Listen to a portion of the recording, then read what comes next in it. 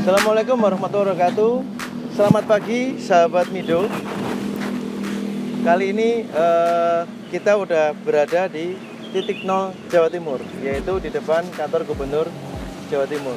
Nah, ini masih banyak sekali potongan-potongan sejarah yang menarik untuk dibahas. Ya. Saat ini tepat pukul 2:16, sahabat. Jadi mendekati subuh ya, mendekati waktu subuh. Ada beberapa hal yang cukup menarik, yang menarik kami untuk bisa datang ke titik ini, ya, yaitu salah satu kisah mengenai mantan gubernur Jawa Timur sebelum zaman penjajahan Jepang, sahabat. Siapakah beliau? Beliau adalah Van de Plas. Van de Plas ini mempunyai banyak sejarah ya. Cara-cara beliau berpolitik atau cara-cara beliau mengambil simpatik masyarakat Jawa Timur pada masa itu sangat tertata sekali ya, sangat smooth ya untuk bisa masuk mengadu domba masyarakat kita ya. Sampai beliau bisa menjabat sebagai gubernur Jawa Timur pada masa itu. Seperti apa ceritanya? Kita akan coba telusuri sambil jalan ya. Kita juga sudah ada janji ketemu dengan sahabat kita yang di episode sebelumnya pernah ketemu, yaitu Mbak Laila. Ya, selamat pagi Mbak Laila. Akhirnya ketemu lagi ya Mbak ya. Ya. Jadi Mbak Laila pernah mendengar mengenai Van de Plas? Kayaknya belum pernah deh. Belum pernah sama sekali. Sejarahnya atau mungkin pernah dengar, pernah baca? Namanya pun aku baru dengar hari ini. Namanya pun baru dengar hari ini. Ya. Baru saya sebut barusan ini ya. Ya. Van de Plas. Oke. Mbak, Jawa Timur itu memiliki banyak sekali kisah-kisah perjuangan pada saat itu. Nah, gedung di samping kiri kita ini adalah salah satu saksi bisu potongan-potongan sejarah yang ada di Jawa Timur ya, pada saat itu ya, pada masa pemerintahan Belanda. Kurang lebih pada tahun 1891 Van de Plas dilahirkan. Beliau lahir tahun 1891. Lalu karirnya beliau cukup bagus ya. Beliau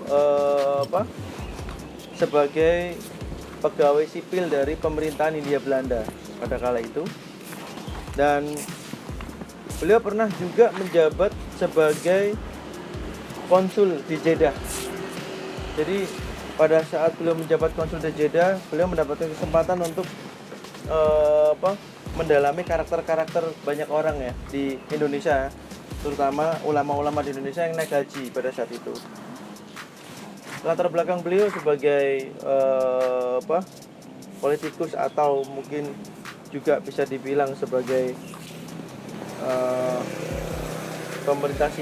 pegawai sipil Hindia Belanda waktu itu sangat berpengaruh sekali, karena beliau cukup pinter ya, cukup pandai orangnya ya untuk masuk ke ranah sosial. Jadi sifat-sifatnya sangat dikuasai oleh beliau. Dari sepotong cerita ini, apa yang bisa Mbak sharing dengan sahabat Mido pada saat kita mencoba buka portal positif dari Mbak Laila untuk bisa mendapatkan potongan sejarah atau bisa melihat sepotong cerita pada saat itu? Apa yang Mbak bisa share kepada kita? Aku cuman bisa ngelihat sosoknya aja. Bisa melihat sosoknya aja. Sosok Iya. seperti apa itu yang Mbak lihat? Ya. Lihat secara mata zohir wajah, apa mata batin? Mata batin. Mata batin. Ya. Ya wajahnya sih ya kebanyakan orang Belanda. Wajahnya orang Belanda. Dia lagi duduk di kursi dengan tatapan mata tajam, pakai pakaian putih.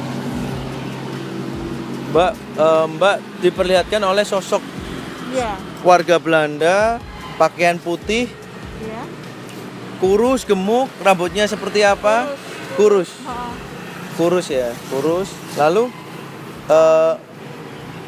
baju putihnya baju putih seperti apa nih? Bisa lebih detail lagi. Mungkin baju sahabat putih seperti kayak kemeja atau apa ya? Yang zaman dulu gitu. seperti kemeja zaman dulu Iya, yang dipakai kayak pejabat-pejabat gitu. yang digunakan oleh pejabat-pejabat Iya. Belanda pada Oh. umumnya waktu itu ya, Iya. waktu itu ya. Itu yang Mbak dapatkan, Yang bisa saya lihat. yang bisa Mbak lihat. Oh, Apa ada yang disampaikan oleh beliau? tidak ada, dia cuman diem aja dengan tatapan mata tajam sambil duduk di kursi. Diam aja sambil melihat Mbak langsung atau melihat kita Iya, lihat ke depan gini dia. dengan Dengan- sorot mata yang sangat Ha-ha, tajam, Iya. dengan posisi postur tubuhnya Ha-ha, seperti ini. ha-ha. Oke. Jadi posisi beliau duduk. Duduk. Mungkin Mbak bisa merasakan beliau welcome nggak dengan kehadiran kita untuk membahas beliau malam ini atau pagi ini? Yang aku rasain sih, iya sih kayaknya. Beliau welcome. Kita kayaknya. diperbolehkan sama beliau untuk bisa dibahas oleh kita pagi ini. Mm-mm. Boleh? Mm-mm. Boleh, oke. Sahabat, pada saat kita coba tadi buka cakranya dari Mbak Laila untuk bisa connect ya, untuk bisa komunikasi dengan apa yang ada di dalam gedung ini. Ternyata Mbak Laila kayak agak hampir tidak tersadarkan diri, hampir ya. Seolah-olah ada sesuatu yang mendorong. Iya. Nah, itu sebenarnya tadi saya lihat Mbak kayak terdorong Iya. gitu. Itu apa yang dirasakan Mbak waktu itu? Ya seperti kayak ada gerakan dari belakang sini untuk menggerak-gerakkan. Seperti tubuhnya digerakkan. Jadi uncontrol tadi gerakan. Iya, ha-ha. Sampai seperti ini masih bukan kontrolnya Mbak ya? Enggak, iya. Kayak ada yang mendorong dari belakang gitu. Jadi aku coba untuk nahan tapi terlalu kuat. Terlalu kuat dorongannya. Jadi nggak bisa istilahnya apa? Menyeimbangkan tuh nggak bisa. Oke. Menyeimbangkan badan. Oke, balik lagi sama kisah Van de Plas. Ya, kebetulan mungkin kita mendapatkan izin untuk bisa membahas. Jadi sahabat, setelah beliau pulang dari Jeddah, ya 5 tahun sebagai konsul, beliau di Indonesia menjabat sebagai pejabat juga, ya semacam kayak Bumi Putra gitu di Cirebon, ya. Lalu sampai tahun 1936 beliau menjabat sebagai Gubernur Jawa Timur. Ini yang menjadi kelebihan beliau adalah beliau sangat pandai membaca karakter-karakter sosial masyarakat Jawa Timur pada saat itu. Sehingga waktu itu kan kalau tidak salah masyarakat Jawa Timur itu sangat ini ya dengan ulama ya, sangat manut ya. Kalau bahasa Jawa itu manut atau nurut. Nurut apa kata ulama lah pokoknya. Nah, saking pinternya beliau membaca karakter, beliau mempelajari seperti ulama juga. Jadi beliau juga fasih berbahasa Inggris. Memang selain bahasa Belanda, bahasa Inggris dan bahasa daerah, beliau juga sangat fasih berbahasa Arab juga, sahabat. Untuk apa? Untuk bisa masuk ke dalam lingkungan ulama dan masuk ke karakter orang Jawa Timur pada waktu itu. Nah, beliau juga tidak melewati mempelajari Al-Quran, sampai beliau juga bisa menghafal Al-Quran. Makanya beliau berpenampilan menggunakan semacam baju koko warna putih ya, untuk bisa membaur ya dengan karakter masyarakat dan ulama-ulama pada saat itu. Nah, setelah beliau menjabat, beliau bisa istilahnya menyesuaikan atau adaptasi ya dengan karakter orang di Jawa Timur. Datanglah masa penjajahan Jepang. Nah, Belanda berhasil dipukul mundur ya, singkat cerita diusir. Si Pak Van de Plas ini lari ke Australia untuk menyelamatkan diri beliau sampai dengan kurang lebih tahun 1941 atau 1942 masuknya Jepang ke Indonesia. Jepang juga pinter. Jepang menggandeng masyarakat Indonesia ya sahabat untuk bisa mengusir Belanda. Jadi pada saat itu warga Indonesia senang dong ada dapat bantuan untuk mengusir penjajah dari Eropa atau Belanda yang sudah berabad-abad. Ternyata Jepang masuk mempunyai tujuan lain ya, mempunyai tujuan lain. Hal ini dibaca juga situasi ini dibaca sebenarnya oleh Van der Plas. Ya, beliau pada tahun 1947 setelah kekalahan Jepang ya dengan peristiwa besar di bom atomnya Nagasaki dan Hiroshima ya waktu itu ya. Baliklah si Van der Plas ini ke Indonesia. Jadi beliau balik lagi ke Indonesia. Beliau sempat merekrut kembali ya ulama-ulama yang tidak sejalan dengan ulama-ulama yang mendukung Jepang waktu itu. Karena kan waktu itu terpecah karena waktu itu Jepang menjanjikan memukul mundur Belanda. Ya, sehingga bergabunglah sebagian pejuang dan ulama dengan Jepang. Nah, sebagian yang tidak sepaham ya, tidak ikut itu gabung ke Van der Plas ini. Ya.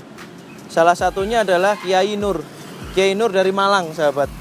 Kiai Nur dari Malang ini mendirikan suatu ormas baru, ya, dikumpulkanlah ulama-ulama lagi waktu itu yang tidak bergabung atau tidak mendukung Jepang.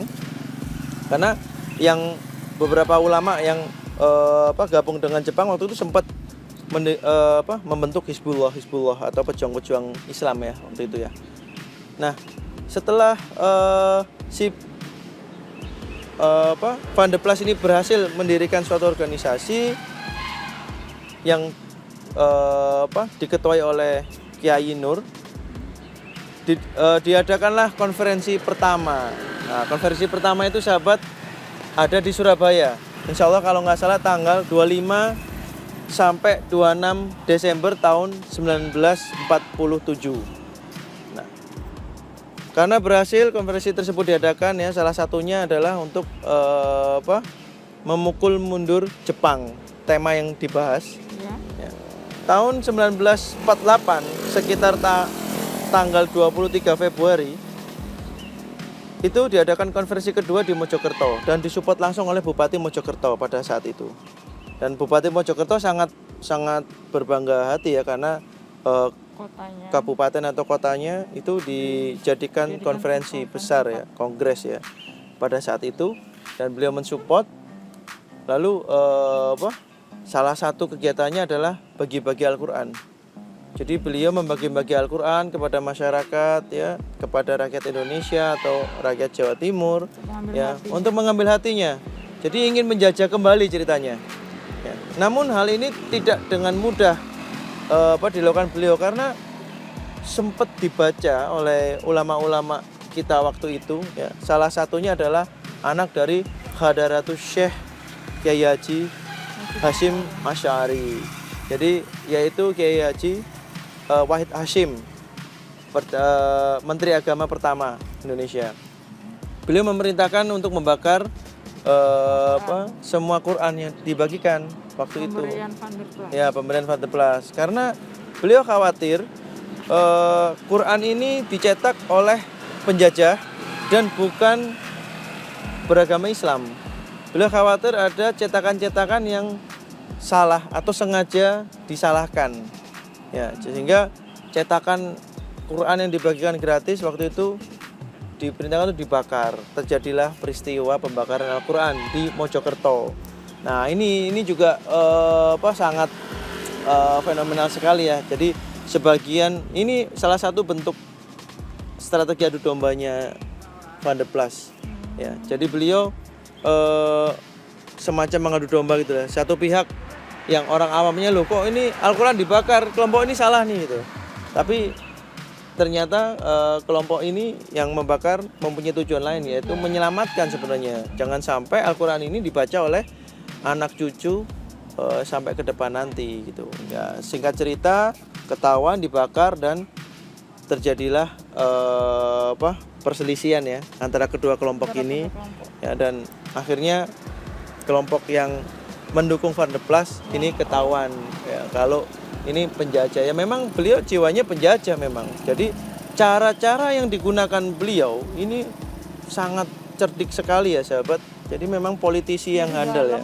Iya, pelan semua dia membaur ya. Dia membaur dengan nggak tanggung-tanggung loh dengan ulamanya. Karena yang dianut atau menjadi panutan adalah ulama pada saat itu. Yang didengerin adalah ulama. Jadi beliau mempelajari Al-Qur'an, beliau juga fasih berbahasa Arab. Bahkan dalam pidatonya di konferensi itu beliau berbahasa Arab. Pidato menggunakan bahasa Arab. Jadi sangat ya apa ya? All out lah ya, nggak tanggung-tanggung ya. Ini perjuangan beliau ya. Nah, beliau wafat dimakamkan di area pemakaman Kembang Kuning. Insya Allah jika ada kesempatan kita akan coba cari. Karena pemakaman tersebut seluas 5 hektar sahabat. Seluas 5 hektar kita harus mencari di mana posisi beliau dimakamkan. Nah ini sangat-sangat menarik sekali. Gak mudah tapi insya Allah kita akan coba ya. Insya Allah jika ada waktu kita akan coba main ke makam beliau di sana. Gambaran saya sih ya makamnya udah lebih dari 1 abad. Kira-kira masih ada nggak? Saya kurang tahu ya. Saya kurang tahu. Makamnya kayaknya kayak ya udah makam nggak terurus gitulah. Iya. Jadi pejabat-pejabat Belanda memang dimakamkan di areal pemakaman situ di blok situlah. Itu pejabat-pejabat Belanda memang waktu itu pemakamannya. Nah, itulah sepenggal sejarah atau kisah dari Van der Plas. Yaitu salah satu mantan gubernur Jawa Timur waktu itu sebelum pemerintahnya Jepang atau sebelum Jepang masuk. Nah, ya, jadi memang sangat menarik sekali ya cara-cara beliau.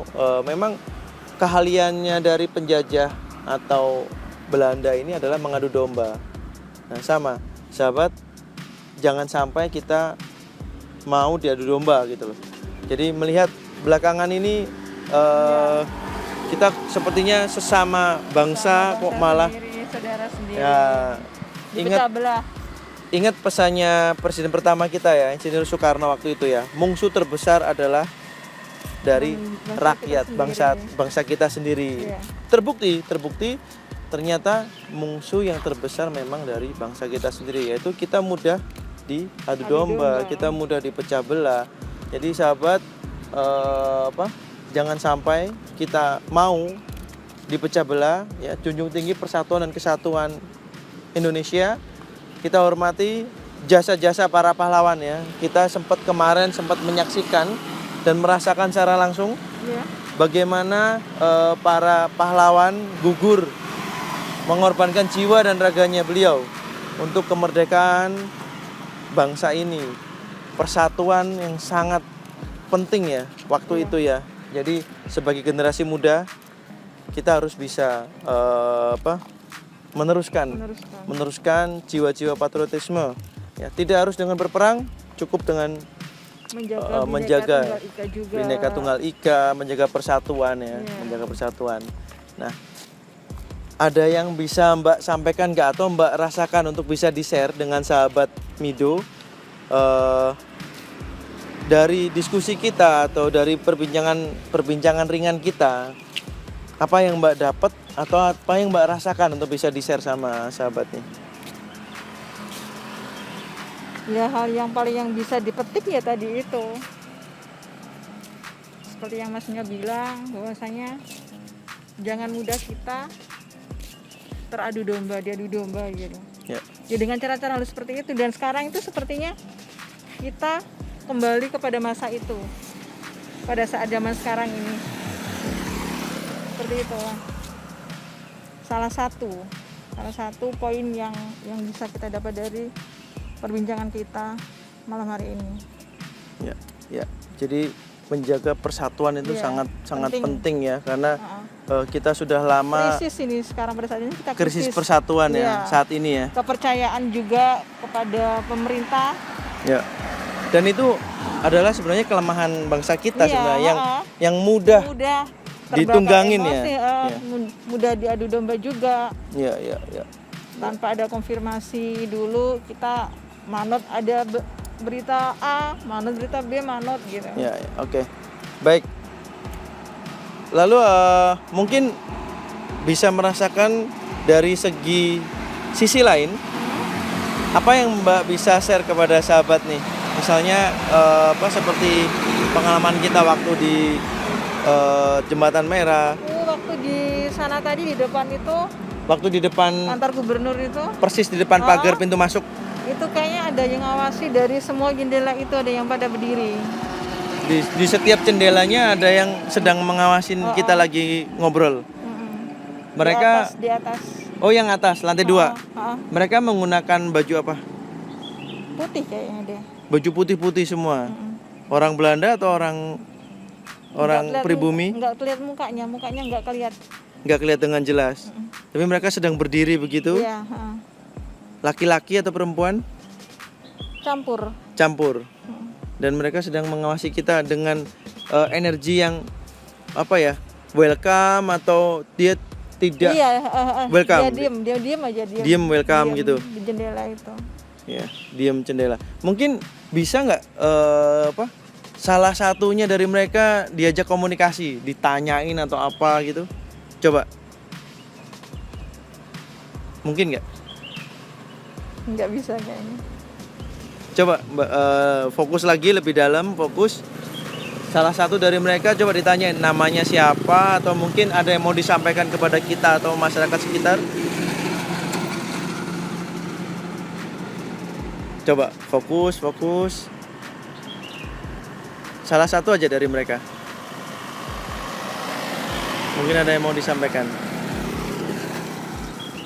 Mereka diam aja ngeliat kita, Mereka diem saja.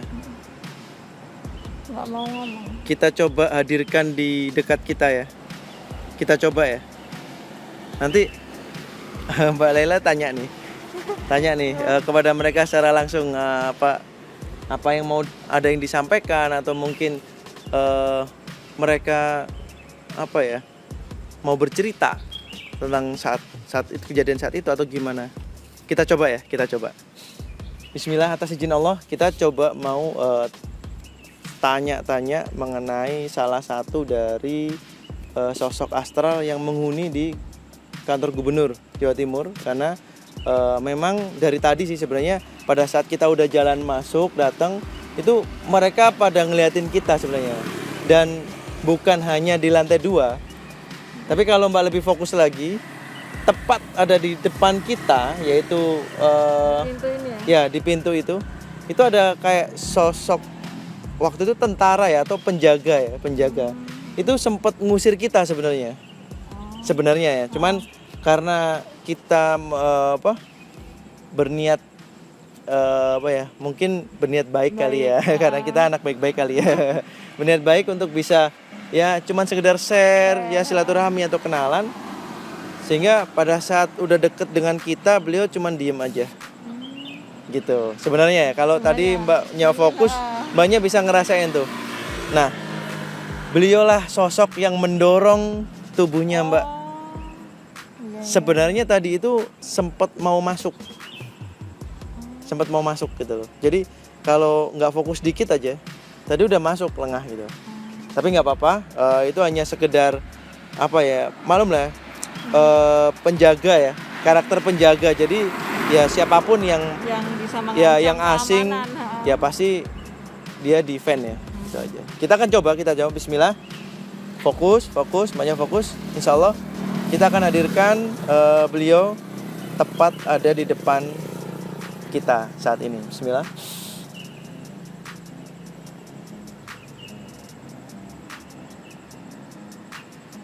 Allah.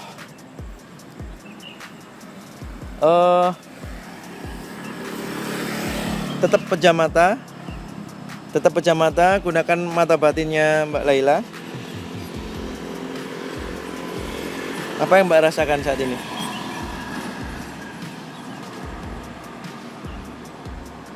Sosok perempuan ya? Ada sosok perempuan berdiri tepat di depan Mbak Laila, atau di samping, atau di mana? Tepat di sini. Sosok perempuannya kira-kira tingginya seberapa? Kayak aku gini. Setinggi Mbaknya. Orang pribumi? Orang pribumi. Bisa ditanya kenapa beliau mau hadir ke sini saat ini? Ini aku belum bisa berkomunikasi. Belum bisa komunikasi. Cuma lihat aja. Beliau cuma melihat aja. Oke, saya bantu lebih fokus lagi. Bismillah.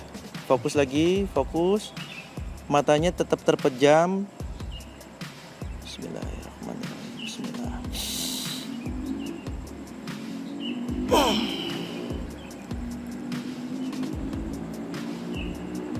Beliau sedang berbicara.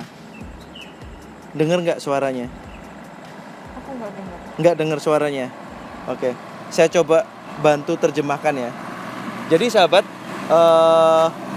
di depan kita saat ini, tepat berada di sini, hadir salah satu sosok makhluk astral yang menghuni ya di kantor gubernur, tepat ada di sebelah kanan kita. Ya. Jadi beliau ini adalah sudah lama sih, beliau sudah lama tinggal di sana sejak zaman Belanda waktu itu. Ya, beliau ini dulu sempat bekerja di pemerintahan Belanda waktu itu. Ya, beliau kayak semacam pegawai administrasi ya. Jadi beliau bercerita kepada kita. Jadi beliau memotong pembicaraan kita pada saat kita bercerita mengenai Van der Plas. Ya. Sebenarnya tadi ada beberapa hal yang disampaikan oleh beliau pada saat kita membahas Van der Plas di depan pagar sana, yaitu pada saat beliau menjadi gubernur, itu beliau itu sosok yang sangat bijaksana sekali waktu itu. Jadi kepada pegawai-pegawai yang ada di sini ya, itu memperhatikan kesejahteraannya.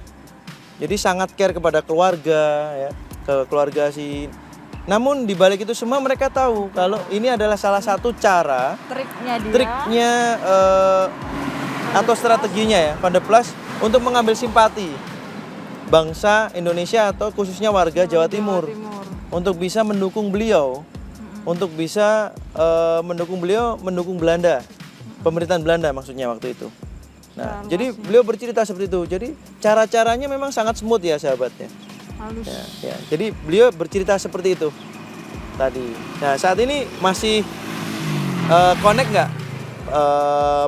Beliaunya sedang ngapain sekarang? Berdiri aja di depan kita ini ya beliau. Jadi memang sebenarnya beliau menyampaikan kepada kita banyak hal ya sahabat. Ya, salah satunya adalah jangan sampai generasi penerus saat ini terpecah belah.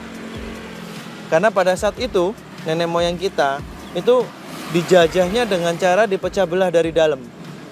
Nah, cara-cara seperti itulah yang beliau sampaikan. Jangan sampai saat ini bangsa yang sudah merdeka ya, yang kita sudah mengalami kebebasan ya, itu dipecah belah lagi oleh pihak-pihak yang tidak bertanggung jawab. Dan itu sudah terjadi saat ini. Dan itu sudah terjadi saat ini. Itu yang beliau sayangkan, itu yang beliau. Nah, sahabat, beliau ini adalah sosok jin ya, jin khorin namanya ya, jin khorin dari salah satu pekerja atau karyawati ya waktu itu. Ya, beliau ingin pamit pulang, beliau berterima kasih, jadi beliau menggunakan baju rok, mohon maaf, rok segini ya, kelihat rok segini, terus bajunya lengannya segini aja, tapi bajunya warna putih. Tapi rambutnya panjang ya. Ya, rambutnya kurang lebih segini ya, terurai begitu. Ya, orang pribumi dan namanya dengan coba fokus lagi. Namanya siapa?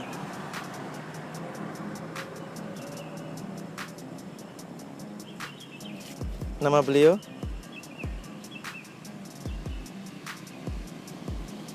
Samar-samar, denger aja. Dengernya apa? Dengernya? Apa ya? Rin.